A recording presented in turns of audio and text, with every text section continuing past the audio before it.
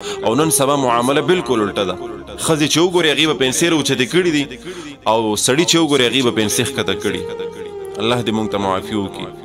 سړی لګیا دي د ښځو فیشنونه یې واغسته او ښځې لګیا دي هغې د سړو فیشنونه واغسته او دا ځان له رسول صلی الله علیه وسلم په دغسې خلکو باندې لعنت ویلی دی چې لعنت دې وي د الله او د الله د رسول صلی الله علیه وسلم لعنت دې وي په هغه چا باندې چې هغې په هغه سړو باندې چې هغې د ښځو فیشن د ښځو طور طریقې په ځان کې راولي او لعنت دې وي د الله په هغې ښځو باندې چې هغې په ځان کې د سړو طریقې راولي.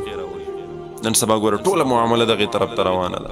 لہذا د پیسو ګوره ډېر خیال ساتئ. ښه دا ګوره وړه مسله نه ده چې ملا صاحب د اقامت نه پس آواز وکړي چې پیسې اوچتې کړي. دا صرف مونځ دپاره نه دي. ګوره عام حالت کې پیسې اوچتې ساتل پکار دي او دې ته سپک مه ګورئ. دې ته وړه مسله مه وایئ چې یاره پیسې یا اوچتې یا ښکته یا بره یا کوزې دا ګوره داسې معامله نه ده. ښه ګوره څومره غټ قید رسول صلی الله علیه وسلم ولګولو چې د قیامت په ورځ به الله رب العزت د رحمت نظر ورته نه کوي.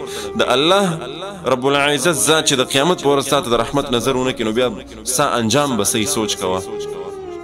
دویم هغه کس رسول الله صلی الله علیه وسلم وفرمایل چې 3 قسمه کسان دا هغه کسان دي چې دوی ته به د قیامت په ورځ د رحمت نظر نه کیږي. صحابه کرام رضوان الله علیهم اجمعین عرض وکړو چې یا رسول الله صلی الله علیه وسلم دغه 3 قسمه بدبخته کسان کم دي چې هغې ته به د رحمت نظر نه کیږي، هغې انجام به خطرناک وي، هغې سره به حساب کتاب ډېر په سختۍ کیږي. رسول الله صلی الله علیه وسلم ورته وفرمایل اولنی هغه کس دی چې هغه پیسې د ګیټو نه ښکته ساتي، پیسې په خپلو خپو کې راکاږي. سوچ کوئ دې خبرې ته. نن سبا څومره عام ده ټامیان حضرات دا غټ غټ چې مونږ تاسو دا غټ غټ ورته وایو که نه چې کم ډېر غټ وي د هغه پیسې به لاندې په دې خپو کې. د غټ نه مراد تاسو ښه پوهېږئ چې غټ نه مراد زه څوک یادوم.